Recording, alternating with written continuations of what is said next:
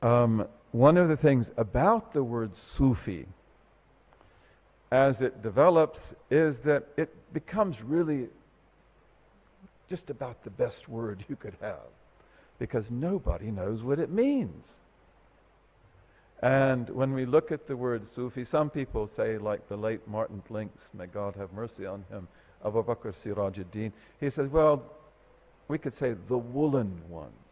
They're woolen, from wool, you know, although many Sufis didn't wear wool. But Suf, wool, that would be the most obvious etymological root, but it's probably not the root. Some people might say it's from Sophia, which is the Greek word for wisdom, love of wisdom. Some people have said it's from Suffa. And of course, the people of Suffa were those companions of the Blessed Prophet ﷺ that lived on, that had their own special area in the Prophet's mosque, which is today in the mosque in Medina, a platform that's behind the houses of the Prophet ﷺ. And that's where Abu Hurairah and the other Ahlus Sunnah would stay. And they were people devoted just to God and just to God's Prophet. And they didn't want to ever be away, not for a moment. And they didn't care if they got food or they didn't get food, if they got clothing or they didn't get clothing. So the Sufis are very much like Ahlus Sunnah. And that is, without any question, one of their clearest reference in the lives of the companions, although all the companions had this characteristic, not just Ahlus Sunnah. And Sufi is not the same as Sufi. Some say it comes from Safa, because they were people of purity. But again, the etymology doesn't quite work out. And of course, Safa would not be one of the words they could use. They can't say, we are pure people, and you're not. You know, so this is one of the great predicaments that they had. Beware of the maker of claims. And one of the amazing things is that even after the word Sufi will become established among us as an honorable and great word and a pinnacle to be aspired after, that very few Sufis will ever use the word. And very few of them will ever apply it to themselves. And God honored me to be with men and women who I believe definitely belong to that path. And never did any of them call themselves a Sufi. Or for that matter, a Shaykh or a Shaykha. Other people might say that.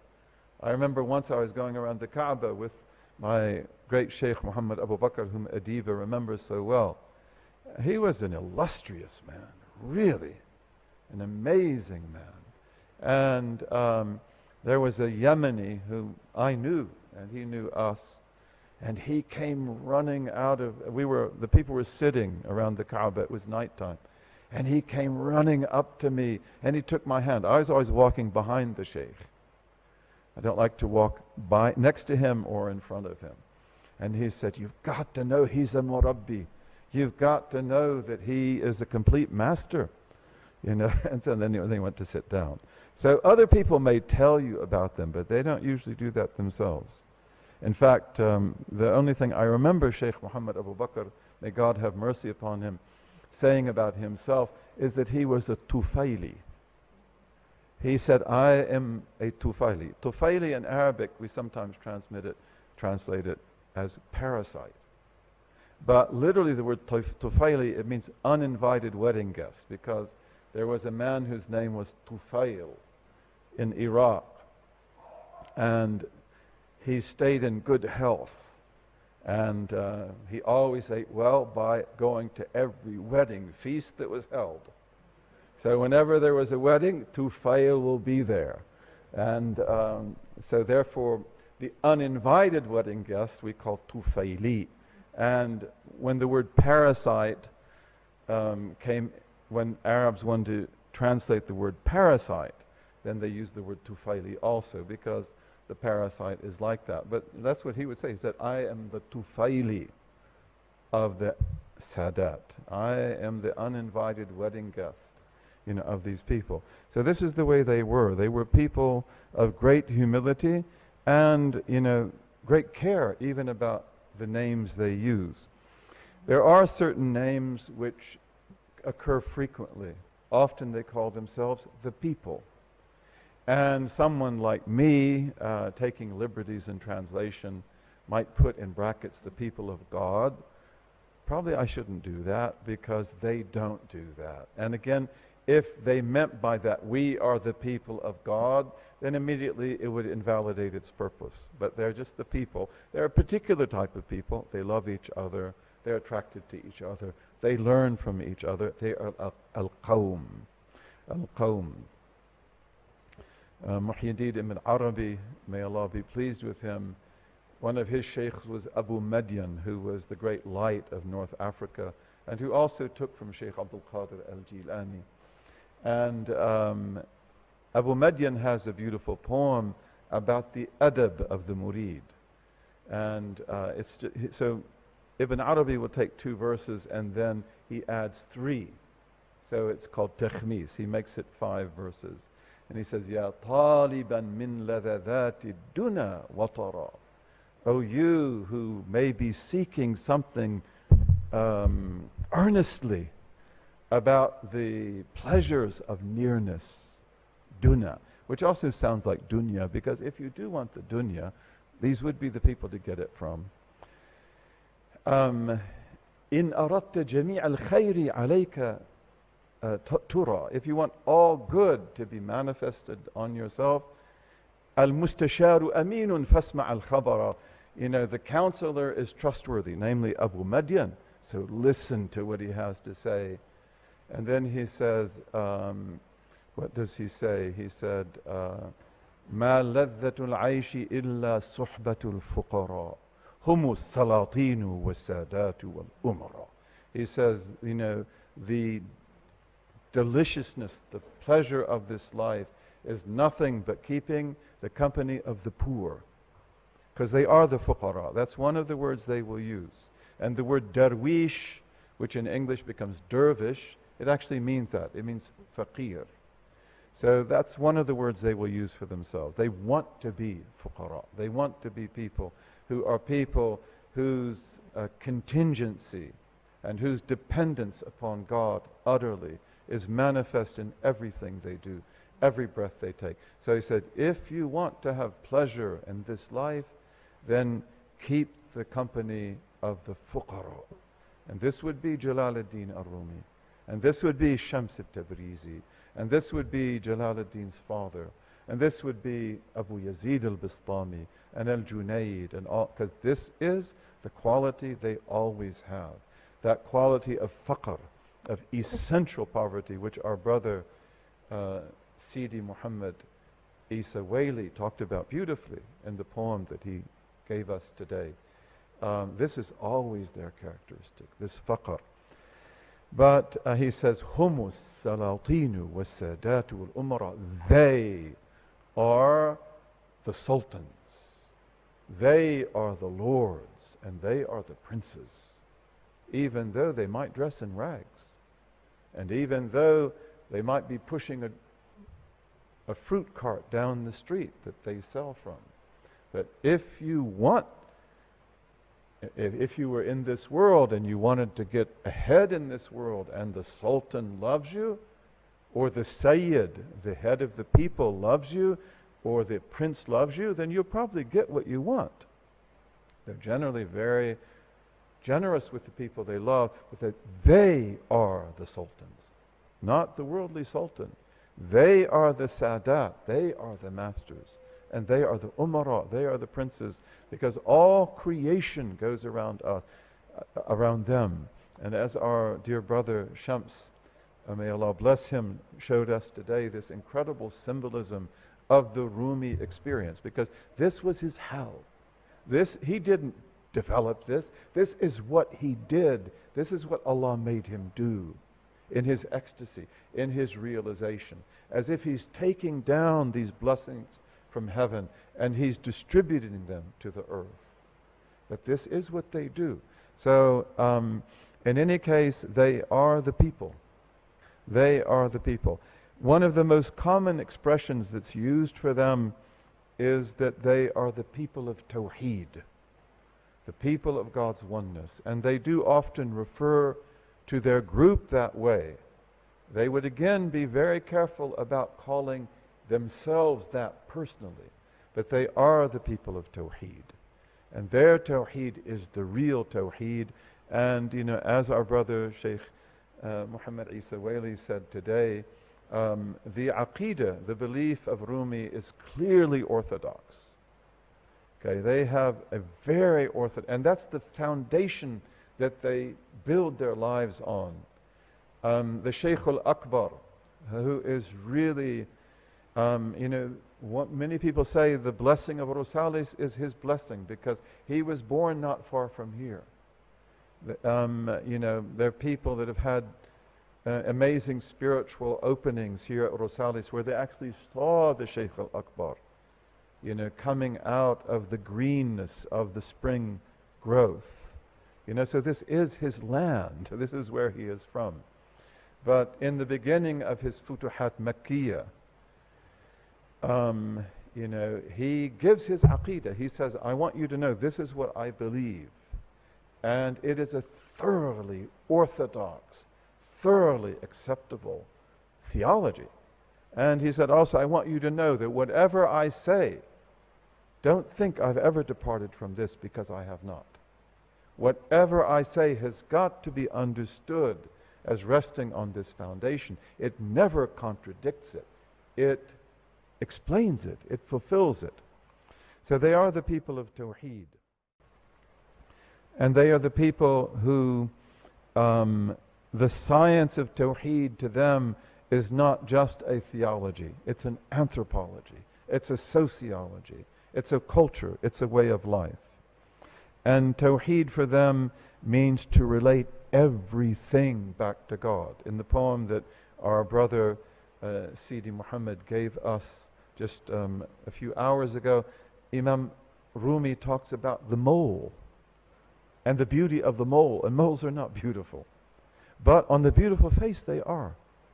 And that even if you look in ugly things, you can find beauty. So they relate everything back to God. And they do this not just as an intellectual or spiritual habit, but they see it. They see how all creation glorifies the greatness of God. Again, Abu Madyan, this great master who lived across the water, he says, "Man la wujuda li dhatihi min dhatihi, fawujuduhu lawlahu aynul muhali." So he says, that which has no existence from its essence for its essence, you, me, the trees, all these things that Rumi says, Allah bless him and give us his blessings, are painted on these oceans of non-being by the Creator who creates from nothing in every moment. So he says, that which has no existence from its essence for its essence, like me, my glasses, this, you, the tree, the clouds, the mountains, its existence, if it were not for Him, God, who has necessary being, and who is the real and the wonder of wonders, would be the very essence of impossibility. Everything finite points to the infinite. Everything contingent points to the non-contingent. So this is the reality of Tawheed, relating everything back to Him. And so they are the muwahhids. And for that reason also, they will give us as a gift the world view of perfect metaphysics that enables us to make sense of everything in creation. And as it's said about the Shaykh al-Akbar, and this could be said about Maulana Jamaluddin Rumi, they have an answer for everything. And yet you can never know really where they stand, because whatever station you imagine them to be, they will be above that station. And this is what Islamic civilizations of the past, Islam is the religion, that creates civilization. We were the masters of that wherever we went. In Java, in Sumatra, in China, Central Asia, East Africa, West Africa, Anatolia, Europe, Bosnia, Bulgaria, here in Spain and Portugal, the islands, and so forth. Wherever Muslims went, they created these incredible civilizations. They brought life to people. They brought out the beauty that was there. But this was all related to the secret of Tawheed, relating everything back to God and everything back to God's oneness. There are also other words for the Sufis. They were known as Nasik, people of great devotion, Zahid, ascetics. Of course, among the Sufis, there's a lot of discussion about the Zahid, if he or she doesn't go further than that. So, but the Sufi always goes through a stage of Zuhud. Just like in the Sama' of Mawlana Jalaluddin, you take off the black robe that stands for the world. You cast it behind you, and then you go into this state in the white garment, which is like your shroud. So they are Zahids, although the Zahid needs to grow beyond that. There's a famous story, of a great sheikh in Morocco who lived on the sea, the Atlantic Ocean, and he fished. And he would catch lots of fish, and he would feed himself and his murids, and the rest he would give as sadaqah. And then one of his murids wanted to go to another town in Morocco. And so he said, when you go there, you have to visit my friend. He's a great wali of Allah. You have to visit him. You have to give him my salams. And you have to ask him advice for me. And so this man went to that town. Ibn Ajiba tells us this story. And he asked about that friend. And he said, well, he lives down that street in that palace. And so this man goes up to this incredible palace. And he can even look through the door and see servants running back and forth, gardens and fountains. And he feels this must be a mistake. And he doesn't even want to go in. I mean, his sheikh is a man who lives in great poverty, on the fish of the sea that he catches. And then a coach comes up, drawn by these horses, and this beautiful man comes out who's dressed like a king. And so he said, this is the man that you're looking for. And so he really doesn't even want to go in. Again, the Sufi has to have a good opinion of people. And then the man says, who are you? And he said, I'm so-and-so, and I'm coming from so-and-so. He said, you have to come in. And so he brings him in, and the place is like the Garden of Paradise. And the man feels very much out of place. He doesn't really know how to relate to this. And then the other saint, he says, and what did the sheikh say to you? And he said, he asked me to ask you for advice. And so he said, give him this advice. When will you ever get the world out of your heart? And this is devastating. It's like, what? I mean, you say that in this context, this palace? And so he goes back to his sheikh, and the sheikh says, did you see my friend? He said, yes. And he said, what was it like? And I said, well, he's quite well-to-do. And he said, did he give you advice for me? And he said, yes. He said, what was it? He said, I can't say it. He said, no, you have to. He said, when will you ever get the world out of your heart? And the sheikh broke down, and he began to cry. He said, that's the difference between me and him. I could never get beyond this. I could never take the world if it came into my hands. And he could. The world means nothing to him. He will give it away as freely as he gets it. So, and these are the stories they talk about. The Zahid, if the Zahid doesn't grow beyond that. And if he doesn't, of course, the Faqir, the Darwish, the Abid, and their other words. I think we're just about out of time, if we're not out of time.